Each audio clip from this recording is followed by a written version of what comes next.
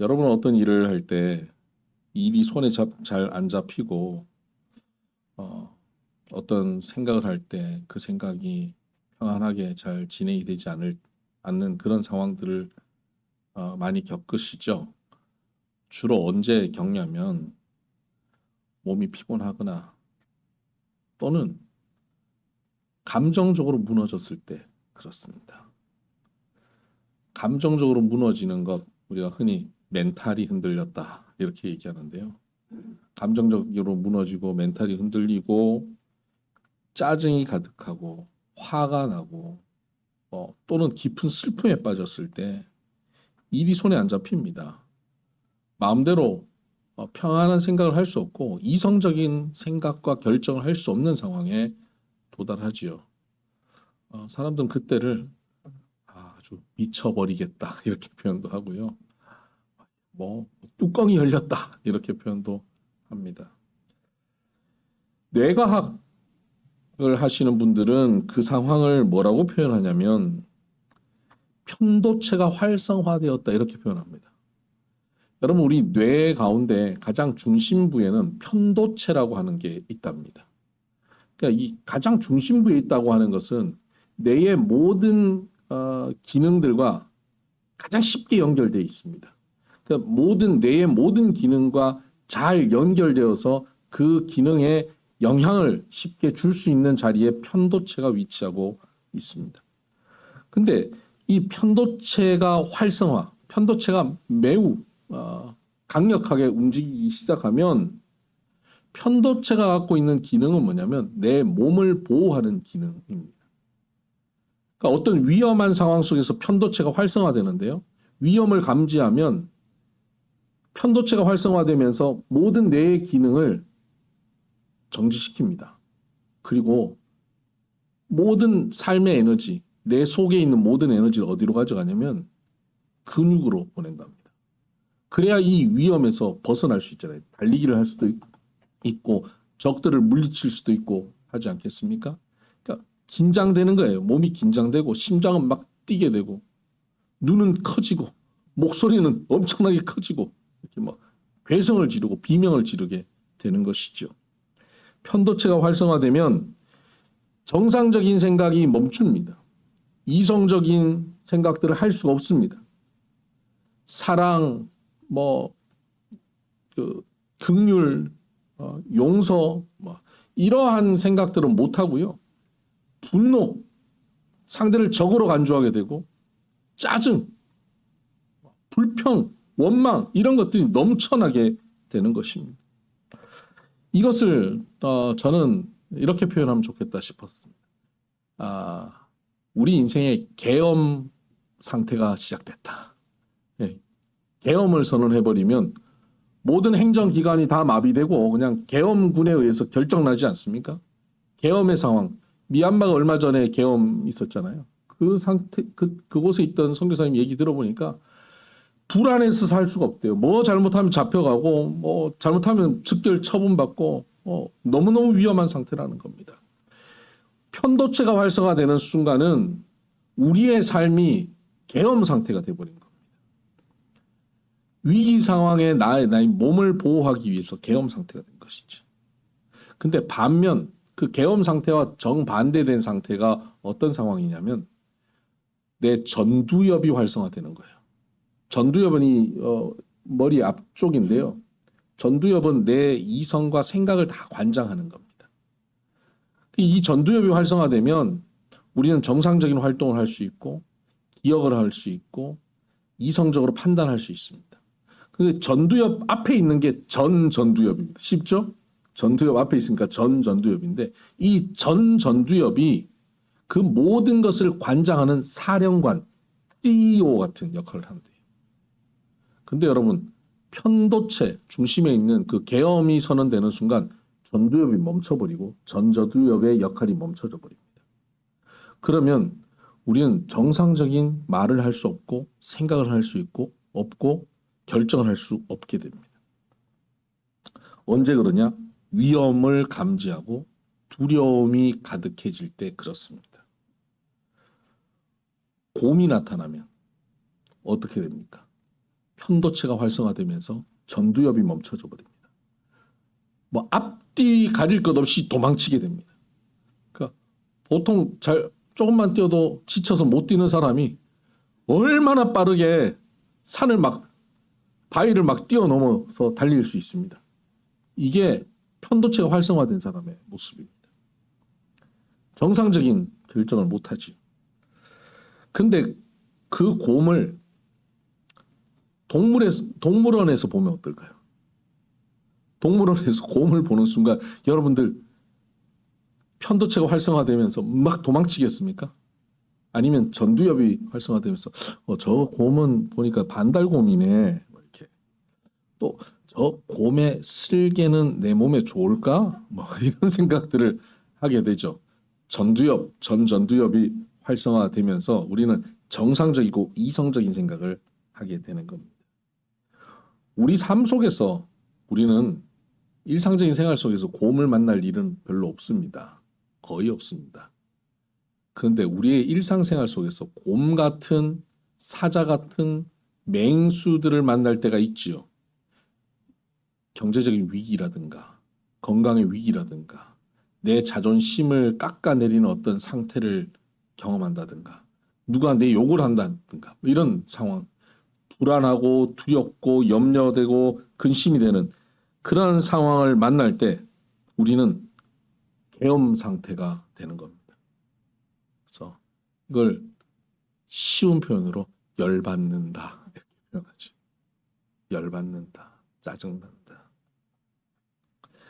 한국 사회는 화가 많은 사회라고 표현합니다. 한국 사회에서 계속 사는 사람은 잘 모릅니다. 근데 외국에서 오랫동안 지내다가 한국 딱 들어오면요. 한국의 화가 굉장히 많아진 것을 느껴요. 저도 외국 갔다가 한국에 한 7년 만에 들어와서 보니까 한국 사회가 굉장히 화가 많아졌더라고요. 최근에 만난 어느 목사님도 그래요. 외국에 살다가 들어오셔서 하시는 얘기가 몇 년 전보다 한국 사회가 화가 더 많아졌대요. 그러니까 제가 한국 들어왔을 때가 10년 전, 11년 전인데 그때보다 지금 더 화가 더 많아지는 거예요. 한국 사회의 편도체가 굉장히 활성화된 거죠. 그러니까 정상적인 생각과 이성적인 판단을 할 수 없는 사회가 돼가고 있는 게 지금 한국 사회입니다. 그 속에 있는 우리들이 지금 그런 상태에 놓여 있는 것이죠. 왜 그럴까요? 두려워서 그렇습니다. 미래가 두렵고 불안하기 때문에 그렇습니다. 이런 상황에서 이 두려움, 편도체가 활성화된 내 삶, 이 사회가 평안해지려면 어떻게 될까요? 전두엽이 활성화돼야 됩니다. 그렇게 전두엽이 활성화될 수 있는 길은 위험 요소가 제거돼야죠. 우리의 삶의 모든 위험 요소가 제거돼야죠. 그런데 그런 것은 없습니다. 우리 삶의 위험 요소가 다 제거되는 인생은 없고 그런 사회는 없습니다. 인생은 생로병사가 있게 마련입니다. 누구나 그렇습니다. 그렇다면 위험 요소가 있음에도 전두엽이 활성화되고 평안해질 수 있는 길은 뭐냐? 동물원에 곰이 있고 사자가 있듯이 우리가 편안하고 우리를 보호받을 수 있는 곳에 우리가 있거나 우리를 보호할 수 있는 누군가에게 우리가 함께 있으면 그 보호해주는 누군가가 나와 함께하면 우리는 위험 요소가 있음에도 불구하고 평안해지고 안정을 누릴 수 있게 되는 것입니다. 예수님의 제자들이 이 편도체가 굉장히 활성화된 사건이 있습니다. 오늘 예수님께서 제자들 보고 먼저 바다를 건너가라 그랬습니다. 그 이들이 다 뱃사람들이 주로 있기 때문에 바다 건너가는 거 걱정이 없습니다. 노를 젓고 배를 타고 바다를 건너가는데 풍랑이 있는 거예요. 너무 거센 풍랑입니다. 이 사람들도 두렵습니다. 죽게 됐습니다. 편도체가 활성화됐죠. 지금 뭐 이성적인 판단을 할 수가 있겠습니까? 제정신이 아닙니다. 그런데 가만 보니까 저 바다에서 허연 게 보이는 거예요. 허연 게 나타난 겁니다. 점점 다가오는 거예요. 사람 형체 같기도 하고. 그래서 이 제자들이 소리를 지릅니다. 유령이다. 유령이다.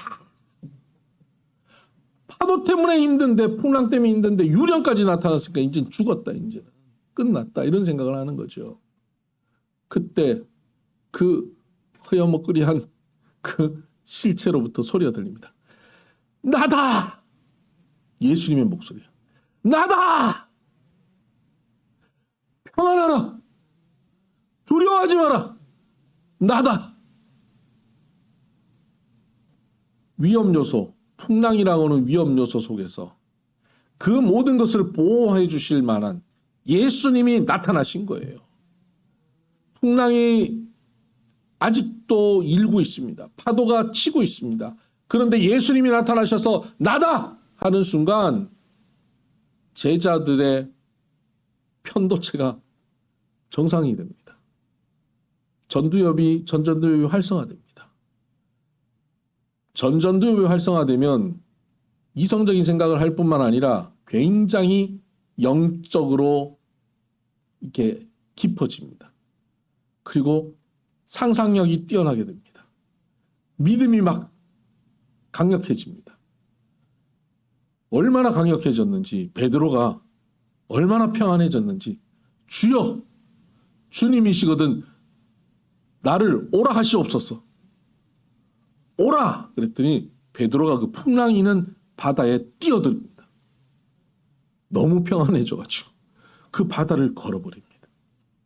물론 몇 발자국 못 걷고 또 불안해서 빠졌지만 그 평안함 가운데 가게 된 겁니다. 풍랑이 있는 바다에서도 예수님과 함께 하면요, 편도체가 정상으로 돌아오고 전두엽이 정상이 되고 활성화되고 평안하고 두려움 없이 걸어갈 수 있게 됩니다.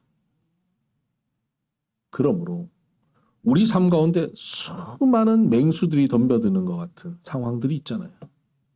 그때마다 쉽게 짜증내고 쉽게 화를 내고 쉽게 흥분하고 두려워하고 슬픔에 빠지고 좌절하는 그런 우리들이 예수님이 함께 하시면 어떤 풍랑이 있어도 그 풍랑 속에서 평안해질 수 있다는 사실을 여러분 믿으시길 바랍니다. 이 예수님이 여러분과 함께 하심으로 평안을 누리시기를 주의 이름으로 축복합니다. 그런데 이러한 관점에서 보면 오늘 본문이 이해가 안 되는 부분이 있습니다. 오늘 본문 요한복음 16장 7절에 보면 그러나 내가 너희에게 실상을 말하노니 내가 떠나가는 것이 너희에게 유익이라. 아니, 예수님께서 함께 하시면 풍랑이 있는 바다에서도 평안해지는데 왜 예수님께서는 내가 떠나는 것이 너에게 유익이라고 말씀하실까요? 정말 유익한 것은 예수님이 함께 하시는 것 아닙니까? 언제나 우리와 함께 하시면 그것이 유익할 텐데 왜 예수님이 떠나는 게 유익하다라고 말씀하셨을까요? 그러면서 예수님께서 이어서 하시는 말씀이 내가 떠나가지 아니하면 보혜사가 너희에게로 오시지 아니할 것이요 하면 내가 그를 너희에게 보내리니. 보혜사, 성령님을 얘기하는 겁니다. 성령님을 너에게 보내시기 때문에 유익하다. 즉 예수님이 지금 여기 계신 것보다 성령님이 오시는 것이 우리에게 더 유익하다는 겁니다. 아니, 예수님 계셔도 풍랑이 있는 바다에서 평안해지는데 성령님 오시면 더 평안해진다는 얘기입니다. 예수님이 여기 계시는 것보다 성령님이 계실 때 우리는 더 평안함을 누릴 수 있다는 것, 그 말씀을 하는 겁니다. 왜 그럴까요? 왜 예수님이 함께 하시는 것보다 성령님이 함께 하시는 게 더 중요할까요? 예수님은 육신으로 이 땅에 오셨습니다. 몸을 입고 오셨어요. 몸을 가지고 오셨다고 하는 것은 장점이 있습니다. 뭐냐면 우리가 직접 눈으로 보고 손으로 만지고 귀로 들을 수 있습니다. 감각할 수 있고 직접 체험할 수 있습니다. 그래서 보다 확신에 찰 수 있죠. 아, 여기 예수님이 계시는구나 라고 확신에 찰 수 있습니다. 그러나 육신으로 오신 예수님의 한계가 있습니다. 그 한계가 뭐냐면 시간과 공간의 제한을 받습니다. 예수님이 지금 여기 비손교회 이 자리에 육신을 입고 오시면 다른 교회는 못 가시잖아요. 다른 교회 시큰 예배드려도 거긴 예수님이 안 계시게 되는 거 아니에요. 육신을 입고 예수님이 여기 오신다면 그런 문제가 생깁니다. 예수님이 저와 함께 우리 집에 계시면 여러분의 집에는 안 계시잖아요. 그럼 여러분의 집에 환난과 근심이 있을 때 예수님이 함께 하시지 못하는 거 아닙니까? 그래서 예수님께서는 말씀하시는 거예요. 내가 가는 것이 유익하다. 가면 성령을 보내기 때문이다. 성령은 바로 예수님의 영입니다. 예수님이 몸을 갖고 오시는 것이 아니라 영으로 오시는 것이 성령으로 우리에게 오시는 겁니다. 성령은 시 공간의 한계를 뛰어넘습니다. 언제든지 어디서나 지금 여기에 성령이 예수님의 영으로 우리 가운데 계시지만 다른 교회도 지금 함께 계실 수 있고요. 성령으로 우리 가운데 저의 가정에 임하시는 동시에 여러분의 가정에도 임하시고 제 심령에 임하시는 동시에 여러분의 심령에도 임하실 수 있기 때문입니다. 언제나 어디서나 성령님은 우리와 함께 하실 수 있습니다. 그래서 요한복음 14장 18절을 한번 보실까요? 14장 18절. 우리가 읽은 성경책 앞쪽으로 넘어가면 14장 18절. 내가 너희를 고아와 같이 버려두지 아니하고 너희에게로 오리라 말씀하셨습니다. 여기서 너희에게로 오리라 말씀하시는 것은 예수님이 나중에 재림 때 오신다는 그 뜻을 말씀하신 게 아니라 이 말씀은 성령으로 너에게 오셔서 너희를 고아와 같이 버려두지 않는다 이 말씀을 하시는 거예요. 고아는 보호해주는 그 부모가 없는 것 아닙니까? 그런데 고아와 같이 버려두지 않는다. 내가 너를 항상 보호하며 늘 너와 함께 있을 것이다 라고 하는 말씀입니다. 버려두지 않는다. 성령이 우리 가운데 오시면 우리가 고아와 같이 버려둔 상태, 유기된 상태가 되지 않는다라고 말씀하시는 겁니다. 또한 예수님께서는 또한 굉장히 중요한 약속을 하셨습니다. 16절입니다. 14장 16절. 내가 아버지께 구하겠으니 그가 또 다른 보혜사를 너희에게 주사 영원토록 너희와 함께 있게 하리니.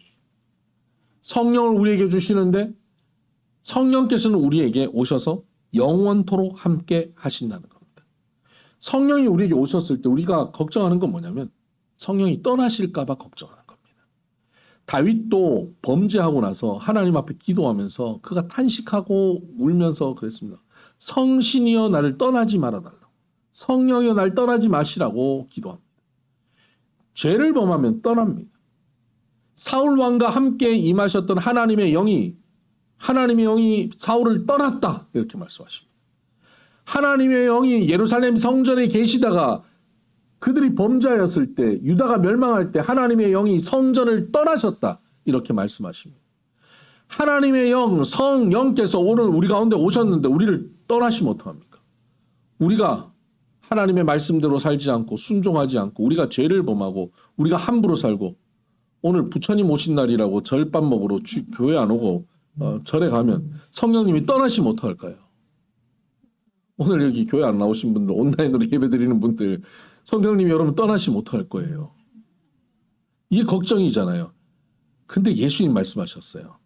한 번 오신 성령께서는 영원토록 함께 하신다. 이게 예수님 약속이에요. 예수님이 약속을 반드시 지키시는 분이에요.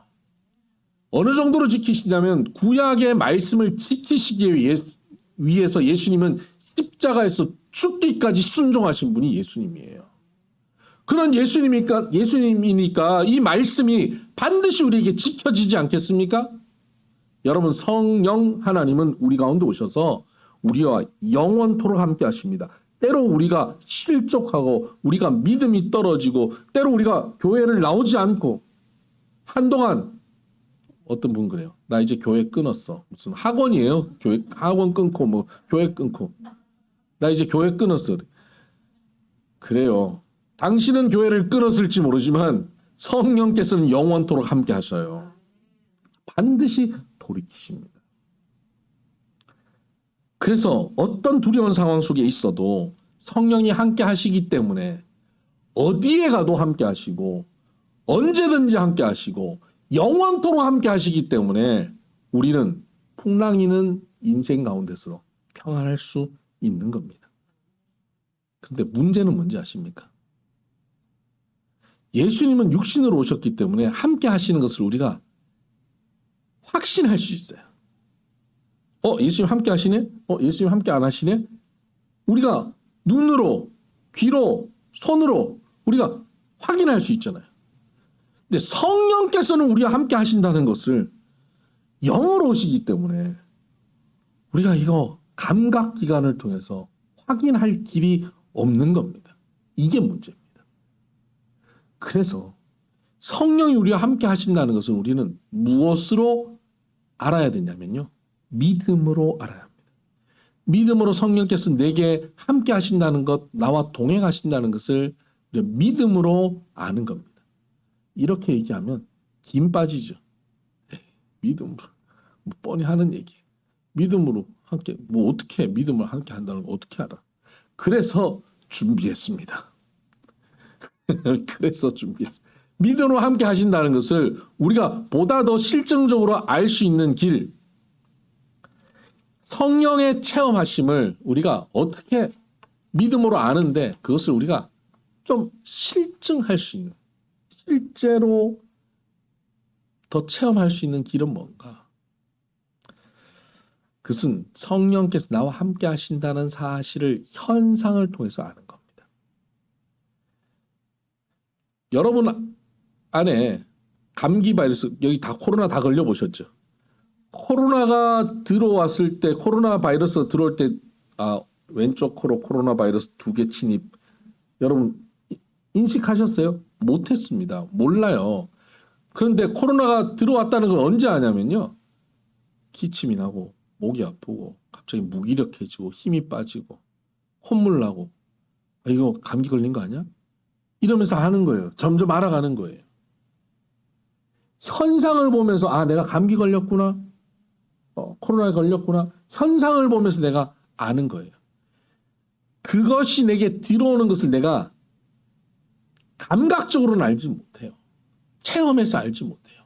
현상을 통해서 깨닫게 돼요. 그것처럼 성령께서는 우리 가운데 임재하시는데 언제, 어디서, 어떻게 임재했는지 우리는 몰라요. 저와 여러분 가운데 성령께서 오셨는데 언제 오셨는지 우리는 몰라요. 근데 오시면 나타나는 현상이 있어요. 이 현상을 보고 성령께서 지금 내 안에 임재하셨구나, 내주하고 계시는구나를 우리가 깨달을 수 있죠. 그 성령께서 내 안에 임재하셨을 때 나타나는 현상 첫 번째가 뭐냐? 그것은 내 마음의 문을 열어주시는 겁니다. 빌립보 지역에서 바울이 복음을 증거할 때 하나님께서 루디아의 마음을 여셨다. 그래서 루디아라고 하는 여인이 바울이 전하는 말씀을 듣고 마음의 문이 열려서 말씀을 받아들이기 시작합니다. 전에는 기독교 신앙에 대해서 굉장히 완고하고 거부하고 예수쟁이들 말도 썩기 싫다. 이랬던 사람이 어느 날 교회 와서 교회 밥을 먹고 있다. 예배를 드리고 있다. 그거는 성령께서 그 안에 임재하셨다는 증거입니다. 또 하나, 그 마음의 문이 열린 사람에게 나타나는 현상, 성령이 임재하셨을 때 더 강하게 나타나는 현상은 뭐냐면 말씀이 들립니다. 전에는 교회 와도요, 밥 먹으러 왔어요. 절밥보다 교회 밥이 좋더라. 고기도 나오고 그러면서 교회를 왔어요. 목탁 소리보다 찬양 소리가 좋더라. 그래서 교회로 왔어요. 그 찬양은 좋은데 찬양 끝나면 설교 시작하면 졸아요. 자요. 근데 성령께서 임재하시고 성령의 내 안에 역사하심이 활동량이 많아지시면 갑자기 귀가 열려서 들리기 시작해요. 꼭 오늘 말씀은 나 들으라고 하시는 말씀 같아. 누가 내 얘기 목사님한테 일러줘가지고 목사님이 나한테 하려고 지금 설교를 준비해. 저는 그렇게 부지런하지 못합니다. 여러분 한 사람 한 사람에게 맞춰서 맞춤 설교를 할 만큼 저는 그만큼 열심히 없습니다. 하나님께서 말씀하시는데 성령께서 우리의 마음을 하나님의 말씀과 일치시키십니다. 이게 내 안에서 성령의 작동하심입니다.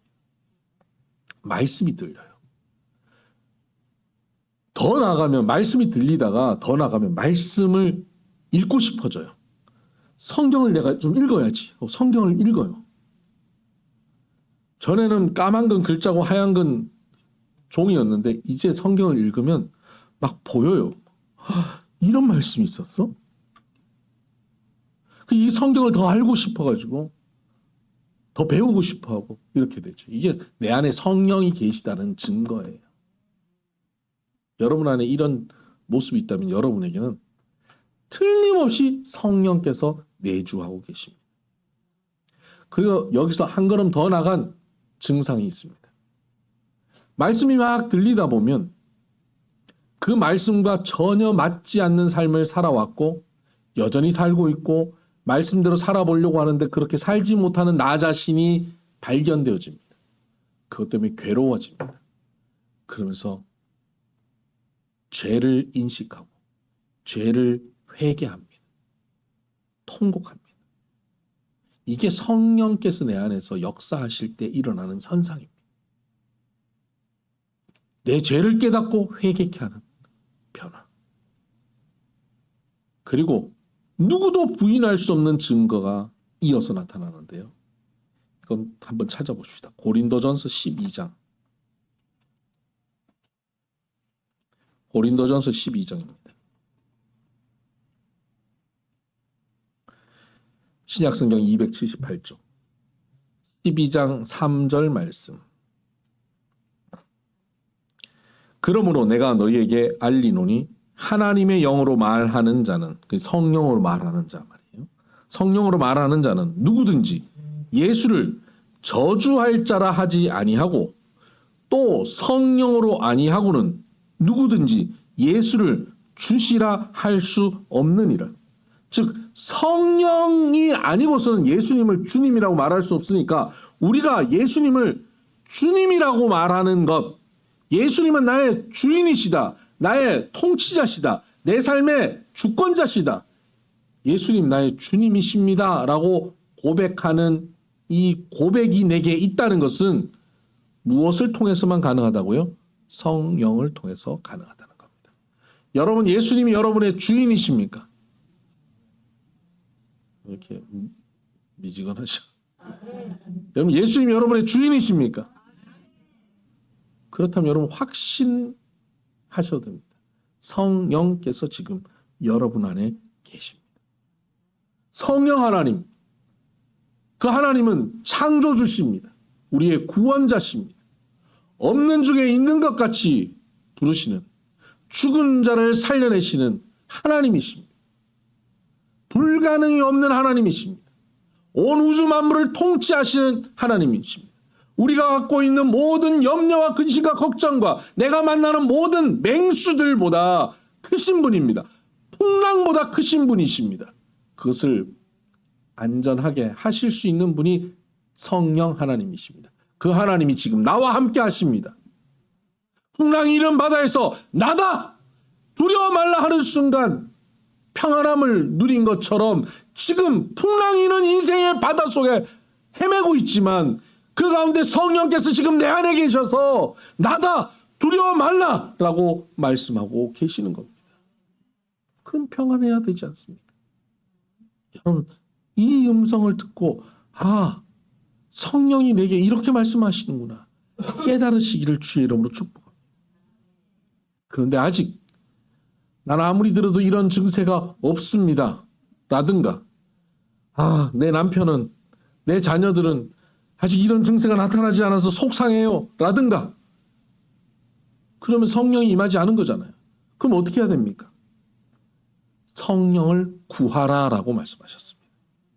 자녀가 아버지에게 떡을 달라 그러는데 돌을 주고, 옛다 떡 하고 돌을 주고, 고기를 달라는데 옛다 고기 그러고 뱀을 줄 부모는 없다. 하물며 하늘에 계신 너희 아버지께서 구하는 너희들에게 성령을 주시지 않겠느냐. 할렐루야. 구하는 우리에게 반드시 성령을 주신다라고 말씀하셨습니다. 그러므로 우리가 저에게 성령을 주세요, 이 사람에게 성령을 주세요라고 구하면 하나님은 반드시 그에게 성령을 주신다는 사실을 믿으시기를 바랍니다. 여전히 풍랑이는 바다가 우리 앞에 놓여 있습니다. 여전히 가는 곳곳에 길목마다 사자와 곰이 튀어나올 것입니다.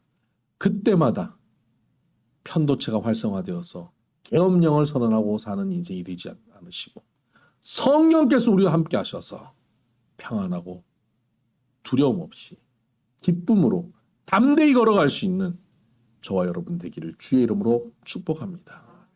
기도하십시다.